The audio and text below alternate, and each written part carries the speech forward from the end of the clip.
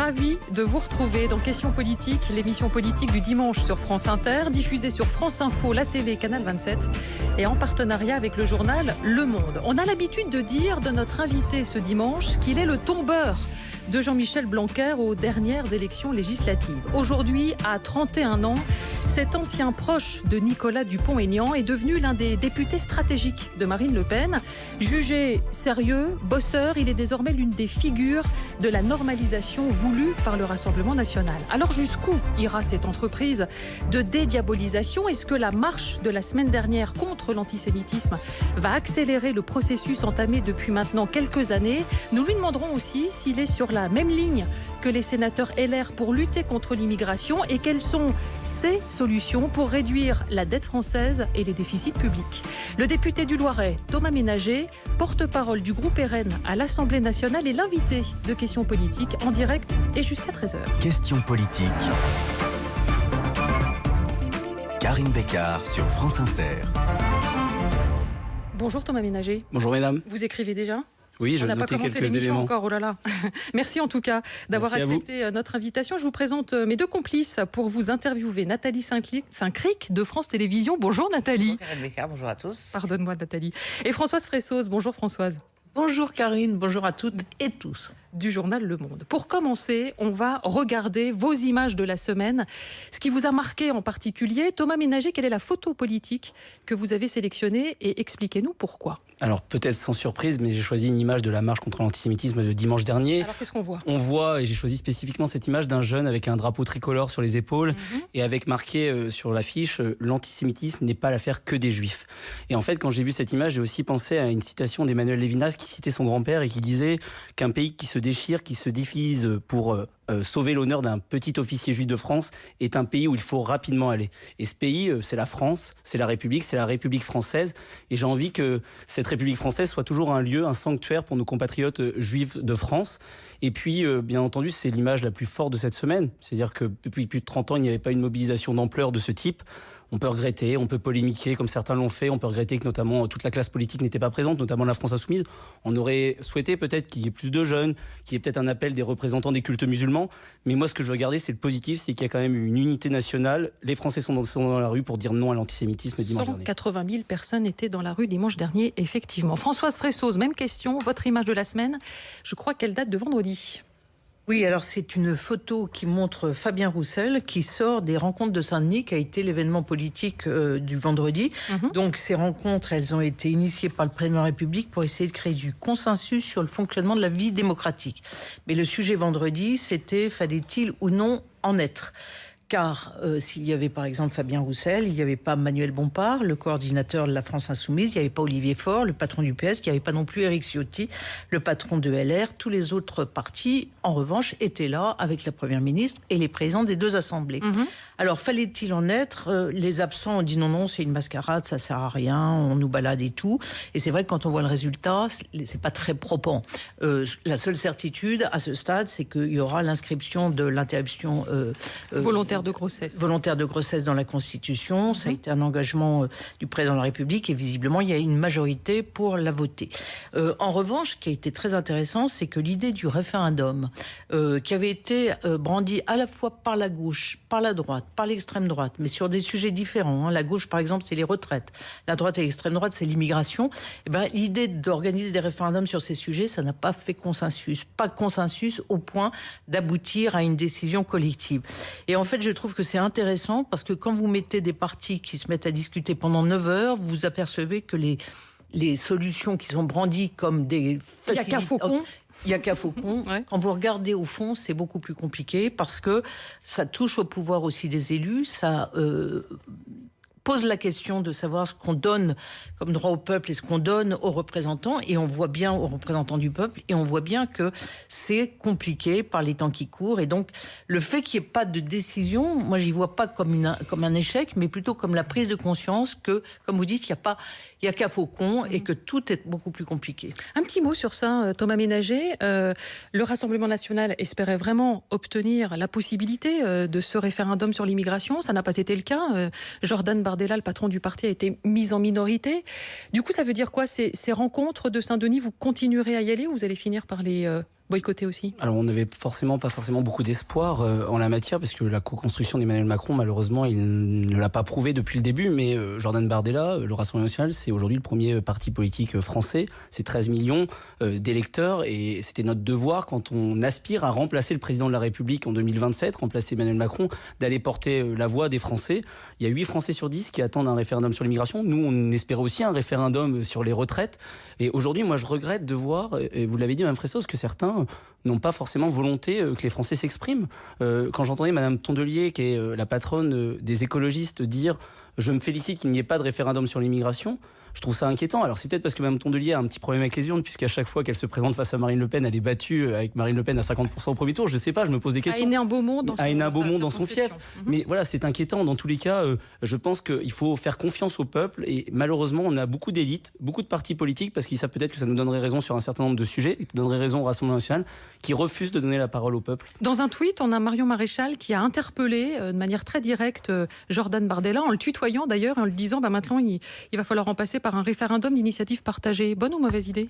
Je pense que déjà le faire par tweet, c'est pas une bonne manière de procéder quand on veut réellement faire autre chose que de la communication. Après, c'est un référendum d'initiative partagée, on le sait, ça n'a jamais abouti.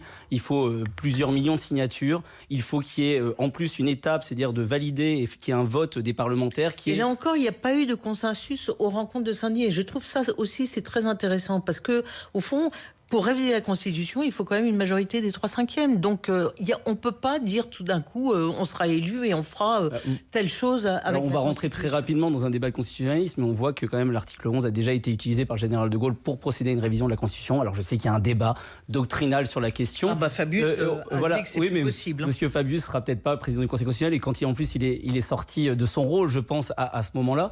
Ce qui est certain, c'est qu'aujourd'hui, les Français ont envie de s'exprimer. Ce qui est certain que les Français, sur des sujets comme l'immigration, attendent un référendum. Et pour revenir... Mais si je comprends bien, vous dites non au référendum d'initiative partagée. Non, on dit non parce qu'en fait, c'est un mensonge aux Français. C'est un mensonge qui est donné aux Français. On sait très bien que Reconquête le fait pour récupérer des données. Des données qui, en plus, soit dit au passage, sont stockées aux États-Unis sur Nation Builder, ce que nous avons toujours refusé. Donc quand on défend la souveraineté et le patriotisme économique, il y a quand même une contradiction. Vous voulez dire les coordonnées des Français qui vont signer cette pétition. Donc c'est un autre problème qui est aussi révélé. Et ce qui est certain, c'est qu'on n'arrivera pas à lever les deux seuils. Le référendum d'initiative partagée, c'est pour ça que nous défendons un référendum d'initiative citoyenne avec un seuil à 500 000 signatures.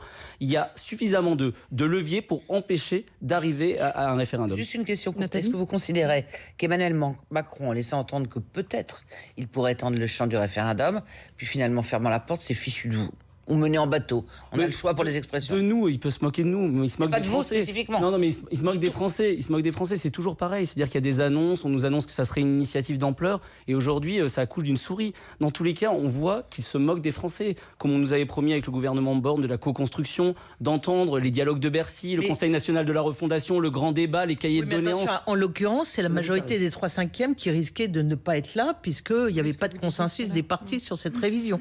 Donc vous ne pouvez pas tout rejeter la faute sur Emmanuel Macron. Je vous le dis, l'article 11 permet de convoquer un référendum pour une révision constitutionnelle, et ça sera le cas en 2027. Allez, dernière image, la vôtre, Nathalie Saint-Cric. Qu'est-ce qui, pour vous, a marqué la semaine ? Anne Hidalgo. On est au Conseil de Paris, on est le 15 novembre, il y a quelques jours. Le Conseil de Paris, c'est souvent très animé grâce au show Anne Hidalgo, Rachida Dati. Il ne faut pas se faire d'illusions sur la profondeur politique de ces attaques.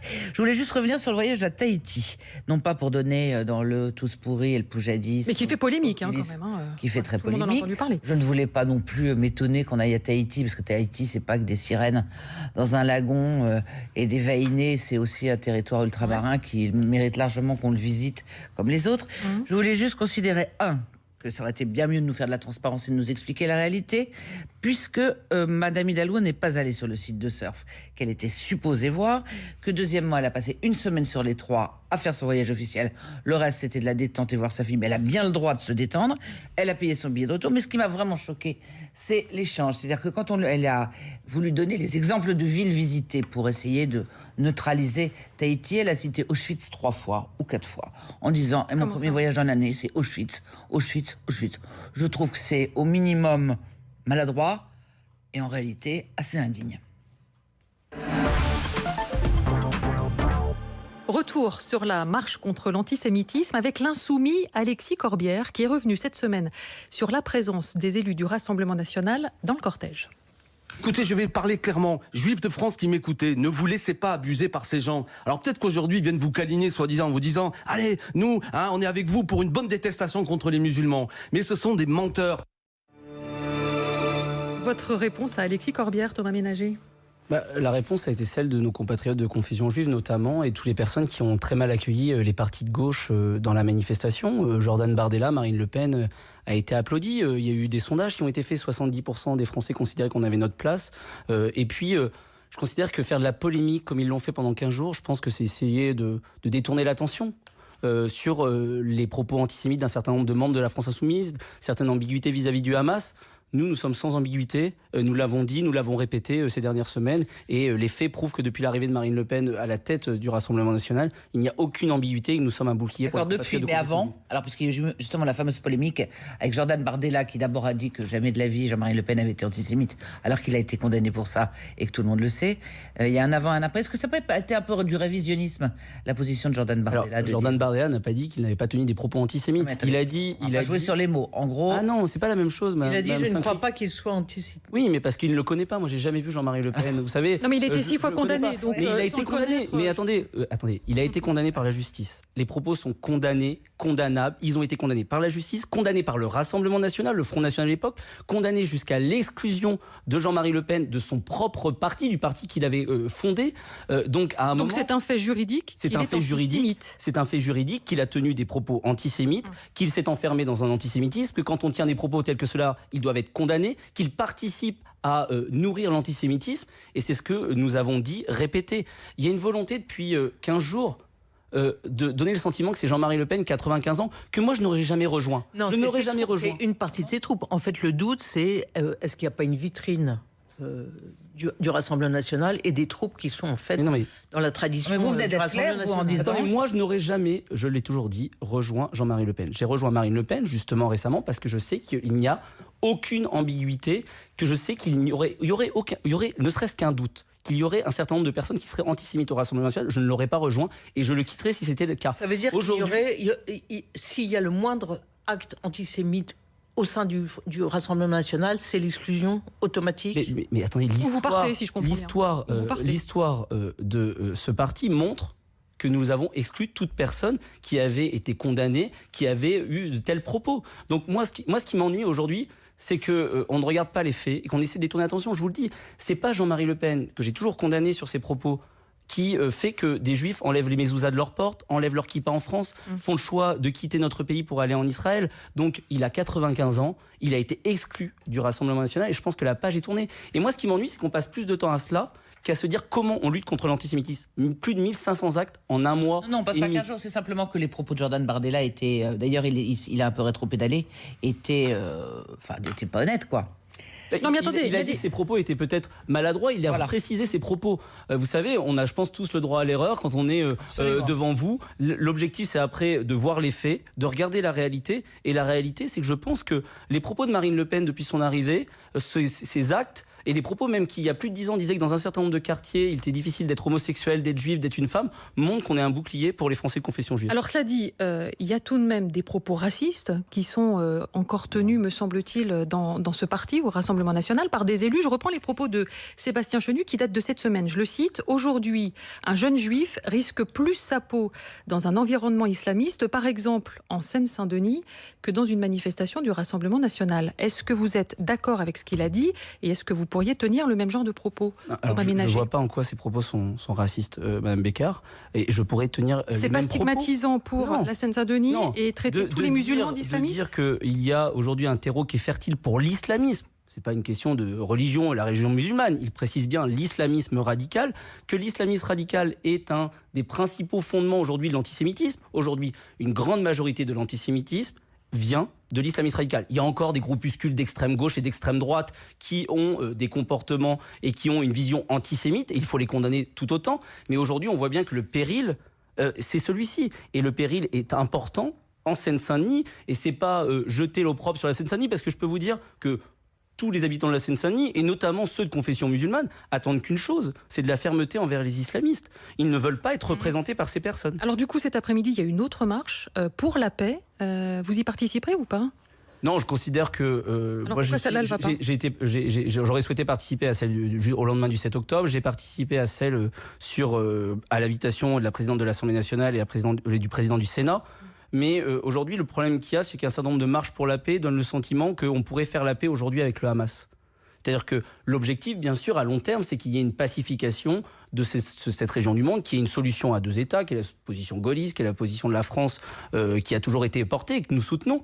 Mais aujourd'hui, il ne peut pas y avoir de paix. Nous sommes dans un combat entre une armée régulière, une armée démocratique. Il ne faut pas trouver une solution entre la Hamas, population. qui est un mouvement terroriste. Jusqu'où Israël doit-elle aller dans le combat contre le Hamas? Où s'arrêtent, au fond, les hostilités? Alors, les hostilités doivent déjà répondre au droit international, au droit humanitaire, au droit de la guerre. Et ça doit être une ligne rouge, bien entendu. C'est pour ça que nous avons toujours dit que nous soutenons les Israéliens, mais le soutien inconditionnel, non, il y a des conditions du droit international. Et jusqu'où ils peuvent aller? Eh bien, ils doivent aller. L'objectif est simple, c'est qu'il faut éradiquer le Hamas. Il faut mettre fin à ces groupes terroristes pour pouvoir arriver vers la paix. Parce que tant que vous laisserez ne serait-ce que quelques membres du Hamas à Gaza, ils auront la possibilité de se restructurer et de commettre les atrocités qu'ils ont commises. La notion d'éradication du Hamas, elle est un peu fluctuante. Est-ce que c'est pas plutôt dès que les otages auront été libérés? Parce qu'on a l'impression qu'on n'en parle pas beaucoup des otages finalement. Non, vous avez raison. Pour moi, c'est les deux. Vous avez raison de le préciser et j'aurais dû le dire. C'est les deux. C'est une condition éléments. aussi. Il y a deux limites. C'est la première condition, c'est bien entendu la libération de tous les otages, parce qu'on ne peut pas cesser le feu. On peut bien entendu faire des pauses humanitaires, des trêves humanitaires, des couloirs humanitaires pour protéger les populations gazaouis. Mais on ne peut pas faire un cessez-le-feu, déjà parce qu'il n'y a pas deux armées régulières, et puis parce que tant que le Hamas sera en capacité de se restructurer, on ne pourra pas accepter, parce que les mêmes causes produisant les mêmes effets, un 7 octobre peut se reproduire. Alors Thomas Ménager, jusqu'à 13h, il est sur France Inter, la radio, et sur France Info, la télé. On va parler d'immigration à présent, puisque le projet de loi du gouvernement a été adopté après avoir été sévèrement amendé par le Sénat cette semaine. Le Sénat, alors il faut redire un petit peu ce qui a été fait. Donc les exclusions des immigrés ont été facilitées. On a l'introduction d'un certain nombre de quotas, resserrer le regroupement familial, l'AME, le droit du sol. Est-ce que vous êtes sur la même ligne politique que les sénateurs LR, Thomas Ménager, ce qui est certain, au Rassemblement national? Comme 7 Français sur 10, j'attends qu'il y ait plus de fermeté en matière d'immigration. C'est pas ma question. Donc tout ce qui va... Attendez, dans tous les cas, le texte qui sort du Sénat ne sera pas forcément le texte sur lequel j'aurai à m'exprimer. Mais pour l'instant, mais dans tous les cas, il y a un certain nombre d'évolutions qui vont dans le bon sens. Mais il y a aussi un certain nombre d'écrans de fumée, notamment sur les métiers en tension, où il y a une réécriture de l'article 3. Et c'est tout bête, il faut qu'on parle simplement. Mais quand il y a une réécriture, c'est-à-dire qu'on dit la même chose avec des mots différents. Et ces mots différents, ils sont repris dans l'article 4 bis. Souvent, et en l'occurrence c'est le cas, le 4 bis, c'est une réécriture qui donne qui en fait pérennise la circulaire VAS, qui donne un pouvoir aux préfets, préfets qui sont sous l'autorité du gouvernement, qui exécutent les décisions de l'exécutif et qui leur permet de régulariser et de faire. Mais vous, sur la circulaire Valls, vous la supprimeriez? Mais aujourd'hui, oui, il n'y a pas à régulariser des sans-papiers, à régulariser plus de personnes. Même quand un grand nombre d'élus locaux viennent plaider auprès de l'État en disant il est absolument indispensable au fonctionnement de l'économie locale. Alors, je crois, souvent, l'argument qui nous est donné, c'est ceux des entreprises. C'est ceux du patronat. Des entreprises et des élus aussi. Et moi, j'ai écouté ce qu'ont pu dire il y a quelques jours l'UDP, le MEDEF, la CPME, qui ont dit ce que nous pensons. C'est-à-dire que quand il y a 5 millions de chômeurs, qu'il y a 7% de chômage, il faut tout mettre en œuvre pour ramener ces personnes qui sont éloignées du travail vers ces métiers. Ça passe par la formation, ça passe par l'augmentation des salaires avec des baisses de charges de 10% jusqu'à 3 fois le SMIC comme nous proposons. Il faut faire ce qui avait été fait dans les années 80, et je vous l'avais dit je crois il y a quelques mois quand j'étais sur votre plateau, c'est ce qui s'est passé dans les années 80 pour les éboueurs à Paris. C'est-à-dire que plus personne ne voulait faire parce que c'est un métier difficile, et on a augmenté drastiquement les salaires, et après vous avez des Français qui veulent se porter candidat. Regardez, dans les EHPAD, dans dans un certain nombre de choses qui nous touchent tous, enfin pas que les EHPAD d'ailleurs, c'est-à-dire les soins, les aides-soignantes, tout ce qui peut aider les gens à vivre mieux ou à survivre. Vous savez très bien que c'est une population qui est souvent d'origine étrangère, qui accepte de faire ça, peut-être par culture, parce qu'on s'occupe des anciens plus facilement. Est-ce qu'on peut se permettre de dire la circulaire Valls, on dégage comme ça, et dire on attendra de former les gens, d'augmenter les salaires? Non mais on n'attendra pas, on le fera tout de suite, l'augmentation des salaires, les propositions que nous faisons sur la baisse de charges. Mais juste pour vous répondre... Attendez, excusez-moi, c'est quand même important. Allez-y. Augmenter les salaires, on fait pas ça en claquement des doigts. Est-ce que vous avez déjà discuté avec le patronat? Est-ce qu'il est d'accord pour augmenter les salaires? Parce que je crois que c'est de l'ordre de 10% dans le programme de Marine Le Pen. Oui, c'est énorme, 10%. Alors c'est en plus quelque chose qui ne coûte rien parce que c'est juste un manque à gagner. Donc vous avez négocié, vous avez discuté avec le patronat? On n'est pas encore au pouvoir, mais on a échangé un certain nombre de représentants syndicaux. Je peux vous dire que les entreprises, quand on est le pays qui a le plus haut taux de prélèvement obligatoire, qui a un coût du travail qui est celui un des plus élevés de l'OCDE, ils n'attendent qu'une chose, c'est que certains ils me le disent, moi sur mon territoire, dans le Montargois où je suis élu, ils aimeraient augmenter parfois les salaires, mais ils n'ont pas la capacité. Alors certains, il faut bien entendu, il y a certaines multinationales qu'il faut forcer à augmenter les salaires, avec lesquels il faut avoir aussi un discours de fermeté, mais aujourd'hui...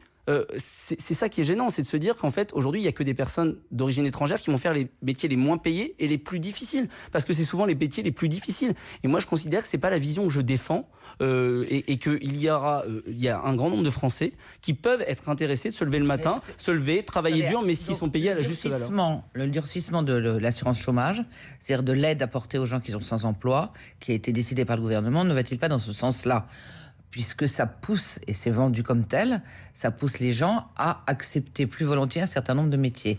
Ça va dans le bon sens. Ça pourrait aller dans le bon sens si derrière vous avez des métiers qui étaient suffisamment payés. Il y a un grand nombre de vos confrères qui ont sorti des études.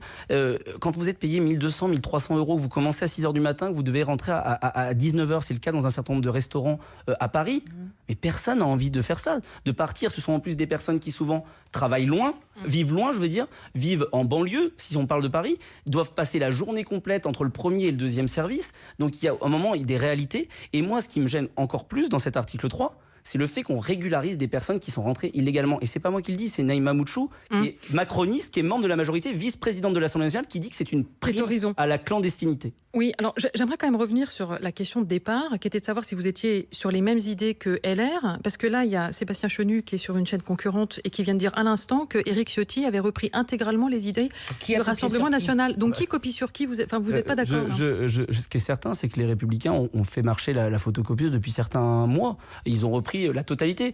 Il y avait Monsieur Larcher qui était sur votre antenne il y a quelques jours et qui avait notamment expliqué qu'il votait pour Emmanuel Macron, qu'il appelait à voter pour Emmanuel Macron parce que nous proposions une réforme, un référendum et un référendum visant à modifier la Constitution. Aujourd'hui, ils prônent exactement la même chose. Donc, vous savez, moi je suis issu de l'UMP, de la droite. J'ai quitté l'UMP justement parce qu'il monte les muscles et on nous avait promis le Karcher avec Nicolas Sarkozy, on nous avait promis de la fermeté et qu'il n'y a jamais eu autant d'immigration aussi sous Nicolas Sarkozy. Donc ce qui est certain, c'est qu'aujourd'hui le programme des Républicains est quasiment le même parce qu'ils ont copié le nôtre. Alors il manque donc vous votez la loi du Sénat. Dès lors qu'on a des victoires idéologiques et que nos opposants, après nous avoir critiqués, reprennent nos mesures, oui, mais on peut douter quand même de leur sincérité et de leur réelle volonté à acter une fermeté en matière d'immigration. Surtout quand on sait, et je crois que c'est vos confrères de la Tribune du dimanche aujourd'hui qui le disent, que M. Ciotti, par exemple, est déjà en train de préparer son vote sur la loi immigration, et c'est la raison pour laquelle il a fait tout un pataquès en disant je ne vais pas aller à Saint-Denis. Donc on voit bien qu'il y a des postures. La dernière fois pour les retraites, ça n'a pas marché, préparer son vote. En l'état actuel des choses, comme disait Karine, le texte sort tel qu'il a été adopté par le Sénat. Vous votez, vous vous abstenez, parce que vous savez très bien que vous avez un rôle clé dans l'affaire, parce que si vous vous abstenez, ça peut passer 149. Alors nos sénateurs ont voté contre.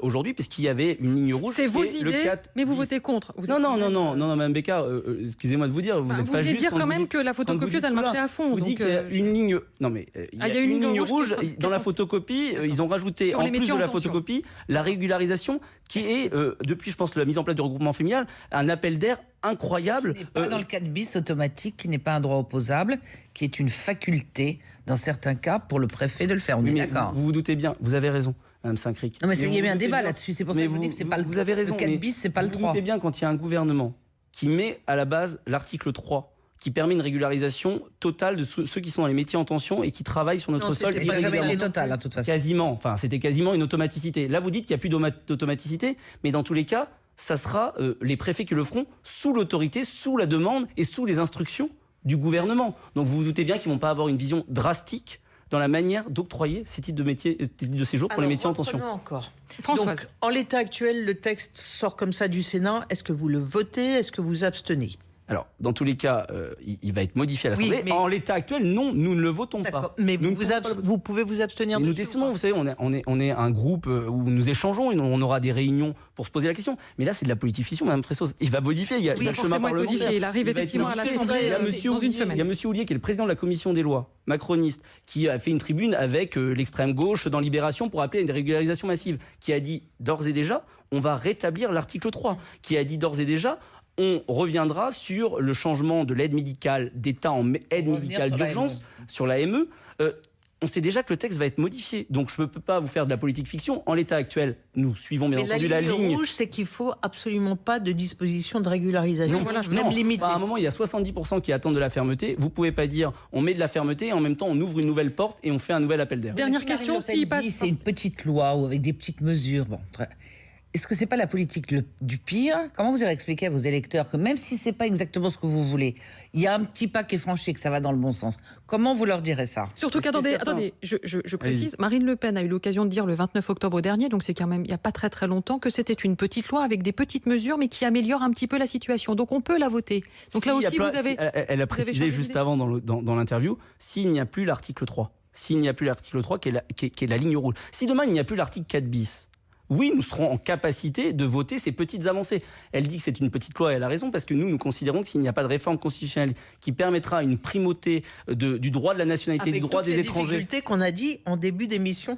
sur la capacité à réformer la Constitution. Oui, on peut rouvrir le débat et je vous ai répondu. Mais aujourd'hui, dès lors qu'il y aura certaines juridictions, certains juges qui seront en capacité... Et justement, aujourd'hui, au vu de l'état de la situation du droit positif, d'utiliser la CEDH pour faire tomber un certain nombre de dispositions, ce qui était le cas pour M. Iqiyoussen, où on a vu tout le feuilleton et l'impossibilité de l'exclure. On l'a vu aussi, on a déjà oublié quand même, la famille Mogouchkov. La famille Mogouchkov, dont le fils a tué Dominique Bernard il y a quelques semaines, on l'a déjà oublié. Malheureusement, au vu de l'actualité, on se rend compte que, excusez-moi, mais le CESEDA permettait déjà, et M. Darmanin, il y aura un jour à en répondre, aurait pu exclure. On ne revient pas sur cette polémique-là. Dernière question sur l'immigration posée par Françoise. L'opinion sur la question migratoire, parce que les sondages publiés dernièrement montrent qu'au fond, les Français ont une position assez équilibrée. C'est-à-dire que, on essaye au fond d'exclure ceux qu'on ne veut pas sur le territoire, mais on reconnaît aussi l'apport de ceux qui travaillent et qui nous apportent des choses. Et là, on veut les régulariser. Et est-ce que ça ne vous gêne pas, vous, d'être en décalage avec l'opinion? C'est là-dessus, d'ailleurs, que s'appuie Gérald Darmanin pour dire « mais moi, je poursuivrai vers un texte équilibré ». Non, mais je comprends les Français qui considèrent, et moi le premier, que le travail participe à l'assimilation. Et c'est le cas pour... Il y a aussi une tradition d'accueil. Oui, mais la tradition d'accueil, elle doit être sur l'asile, elle doit être sur certains domaines. Mais c'est le cas aujourd'hui. On ne va pas mettre dehors tous ceux qui ont un titre de séjour, qui sont rentrés légalement pour des questions économiques. On veut le réduire drastiquement, mais pour des questions pour les étudiants, il y aura toujours cette tradition d'accueil. Nous souhaitons même la développer, notamment pour la francophonie, pour un certain nombre d'étudiants. Mais il y a un paradigme qui change, notamment par exemple si je vous prends l'exemple des étudiants, c'est-à-dire que nous considérons que nous devons former parce que nous avons des belles universités, ces jeunes, mais qu'ils doivent en grande partie retourner dans leur pays parce qu'on ne réglera pas le problème, notamment au Moyen-Orient et en Afrique, si on ne développe pas ces pays, si on ne lutte pas contre la pauvreté, si on n'aide pas au développement de ces pays, parce que la vague migratoire, il faut la traiter à sa source et non quand elle arrive sur notre pays. Vous ne pouvez pas reprocher aux gouvernements qui se sont succédés de ne pas avoir tenté ça. Ils ont échoué dans tous les cas. Allez, on avance. Thomas Ménager, on va parler d'économie. L'inflation a ralenti, même si elle était encore en octobre à 4,4% en France. Elle est à plus de 7% sur les produits alimentaires. Thomas Ménager, comment on lutte contre la pire des inflations, l'inflation alimentaire? Vous savez, moi je vais être assez pragmatique et c'est ce qu'on avait dit, on regarde ce qui se fait ailleurs. Et ce qui se fait ailleurs, c'est notamment les propositions de Marine Le Pen. C'est-à-dire que les données qui sont sorties cette semaine en matière d'inflation alimentaire montrent que la France est le pire pays de l'Union européenne. Un des meilleurs, c'est le Portugal, qui a mis en place un panier de produits de première nécessité sans TVA, parce que c'est un secteur concurrentiel et qu'il n'y aura pas de transfert du prix par les industriels ou la grande distribution. Ça marche. Et une contrôle de la DGCCRF, bien entendu. Il y a eu la mise en place et la sortie du marché européen temporaire mais la fin du mécanisme de fixation grâce à ce qu'on appelle l'exception ibérique, ce qui permet en fait de baisser les coûts de l'électricité, et ce qui fait qu'aujourd'hui, le Portugal s'en sort bien. Nous avons des mesures aussi, et je crois que mon collègue Jean-Philippe Tanguy, vous l'aviez dit la dernière fois, en Pologne, ça a été fait de manière temporaire, et nous irons négocier de manière définitive une baisse de la TVA sur les produits énergétiques. On considère qu'aujourd'hui, notamment, vous voyez, dans le Loiret, chez moi, quand on prend sa voiture, on ne le fait pas par plaisir. Mais quand c'est temporaire, on règle rien. Il faut des mesures pérennes. C'est des mesures qui sont... Alors la TVA sur les produits énergétiques, ça sera pérenne. Il faudra juste qu'on aille négocier, et nous le ferons quand on est le pays qui est le plus grand contributeur net de l'Union européenne. À Bruxelles, qu'actuellement, c'est impossible. Voilà, alors c'est possible. En Pologne, je crois qu'il y avait une erreur de fact-checking la dernière fois. Ça a été possible. Oui, déjà on fait le temporaire, et après quand on est la France, quand on est les pays qui contribuent le plus à l'Union européenne, on n'est pas l'Italie, on n'est pas d'autres pays qui bénéficient des fonds européens. Nous, on est en capacité d'aller dire, quand on donne 9 milliards par an à l'Union européenne, je pense qu'on peut changer un certain nombre de règles. Françoise Fresso ou Nathalie, parce que j'ai senti que vous aviez envie de poser. Françoise Fresso sur les déficits. Allez, ou l'endettement. Allez, c'est parti. Oui, en fait, la grosse question qui est posée depuis quelques semaines par Bruno Le Maire, c'est le retour de la question de l'endettement, parce que les taux d'intérêt partout augmentent, et que donc on a un problème de charge de la dette, et avec des agences de notation qui commencent à nous regarder. Vous, Marine Le Pen a fait dernièrement une volte-face en disant que la dette, oui, c'était important, qu'il fallait la réduire. Est-ce que cela va vous obliger, comme d'ailleurs le gouvernement, à changer un peu de discours, c'est-à-dire au lieu de faire des chèques de soutien à tout le monde, d'essayer plutôt de faire des économies budgétaires et de se dire que voilà, la dette, c'est vraiment le sujet numéro 1 aujourd'hui? Vous avez raison, on ne pourra pas réduire la dette, et il faut bien entendu éviter de déraper. Ça dérape déjà depuis un certain nombre d'années, puisque ça fait près de 50 ans qu'on a un budget en déficit, quand on impose notamment à nos collectivités d'avoir un budget à l'équilibre. Il y a plusieurs choses qui peuvent être faites. Des réformes structurelles, ça a été le travail d'un de nos collègues qui a rendu un rapport, Kevin Mauvieux, sur le fait qu'on a fait le choix de prendre des OATI, des obligations et de l'emprunt indexé sur l'inflation. Donc ça, c'est une des mesures qui permet de limiter progressivement, puisqu'on voit bien que notre dette explose du fait d'avoir fait le choix d'aller emprunter de manière indexée sur l'inflation. Après, il faut faire des économies, vous avez raison. Alors, il faut sabrer sur un certain nombre de sujets. Question très précise. Par exemple, Bruno Le Maire, aujourd'hui, dans la tribune dimanche, dit il y a du télétravail, donc on va réduire au fond le périmètre attribué à chaque fonctionnaire, et on va pouvoir du coup vendre du patrimoine immobilier de l'État. Bonne idée ou pas? Sans amoindrir le service public. Vous êtes d'accord ou pas? Alors il faut avoir une vision et une planification. Sur le papier, ça peut paraître séduisant. C'est-à-dire que si on se rend compte qu'il y a des espaces qui sont inoccupés, on peut se poser la question. On va donner quelques chiffres. 95 millions de mètres carrés d'espace effectivement appartenant au patrimoine d'État, ce qui représente 70 milliards d'euros. Le rôle des gouvernants, c'est de prévoir. Gouverner, c'est prévoir. Donc, il y a plusieurs questions qui se posent. Un, il ne faut pas sacrifier nos bijoux de famille, parce qu'il y a quand même un certain nombre de bâtiments qui font partie de l'histoire de notre patrimoine et de notre histoire française. Deuxième point, il y a la question de se dire que demain, la population croît, il y aura besoin quand même de fonctionnaires. Il y a un certain nombre de secteurs où il y a besoin de nouveaux fonctionnaires. Et que même les usages, on n'y est pas, oui, mais il faut aussi envisager l'avenir et avoir de la planification. Après qu'il y ait aujourd'hui... Oui, mais il faut quand même quelques économies rapides. Mais c'est pour ça que je vous dis que pourquoi pas? S'il y a des bâtiments qui sont inoccupés aujourd'hui, on ne va pas les garder. Si on peut les vendre pour permettre d'éponger une partie de notre dette, c'est une possibilité. C'est pas parce que c'est le gouvernement qui le propose. Donc que je vous vous dire dites c'est on regarde, mais c'est pas non, c'est pas un non comme ça. Non, c'est pas un non mais catégorique. c'est pas oui, je vous dis juste, mais non, c'est oui, mais pas n'importe comment. Ouais. C'est-à-dire que si c'est pour sacrifier les bijoux de famille, c'est fait pour qu'on rachète dans 10 ou 15 ans ou 20 ans de nouveau des mètres carrés parce qu'au final on s'est rendu compte qu'on a un peu trop sabré. C'est pas une bonne idée parce qu'au final l'opération globale ne sera pas forcément positive. Concernant les déficits de la sécurité sociale et les difficultés, il y a plusieurs pistes qui ont été envisagées sur la réforme de l'assurance maladie. Il y a une piste qui était d'augmenter la franchise, c'est qu'en gros on double la partie qu'on doit payer et qui n'est pas remboursée. Il y a eu aussi une autre piste qui est de contrôler plus sévèrement les arrêts de travail en considérant qu'il y avait une augmentation assez étonnante, notamment dans la population jeune. Qu'est-ce que vous faites par rapport à cela? Est-ce que vous considérez qu'il y a du laxisme, aussi bien dans les arrêts de travail, aussi bien, et que finalement, c'est assez... On a un système merveilleux, comme beaucoup de gens considèrent comme merveilleux en France, et que si on veut le pérenniser, il faut quand même faire quelques économies. Et la piste des arrêts de travail a l'air d'être une piste assez sérieuse dans son montant. Alors, ce qui est certain, c'est que dès lors qu'il y a de la fraude, qu'il y a des abus, c'est le rôle de l'État de le contrôler, puisqu'en final, ça ressurgit sur l'ensemble de la population. Et quand on sait que dans notre pays, il y a un retraité sur 3 qui refusent de se soigner parce qu'il y a un reste à charge trop important, il y a nécessité à éviter toute fraude, puisque c'est ces retraités-là qui qui en paient le prix. Donc c'est bien entendu de contrôler tous les arrêts médicaux pour vérifier qu'ils soient réels. On sait qu'il y a certains médecins qui sont un peu plus larges, un peu trop larges dans l'octroi de ces... Non, mais c'est-à-dire vous voulez un contrôle, un double contrôle, un troisième contrôle, un quatrième... Est-ce que vous voulez vraiment que les gens soient suspectés, a priori, de tirer sur la corde et puis qu'on... Le gouvernement a calé un peu devant ça. Il a accepté que dans certains cas, on ne puisse pas distribuer des arrêts de travail en visio et qu'il n'y ait pas des bourses aux arrêts de travail où on puisse aller les chercher. Mais est-ce que vous considérez qu'il y a un chantier fraude mais bien sûr, je vous dis, il y a eu un plan qui a été développé notamment par Franck Alizio, député de PACA, qui est en charge de cette question au sein du Rassemblement national.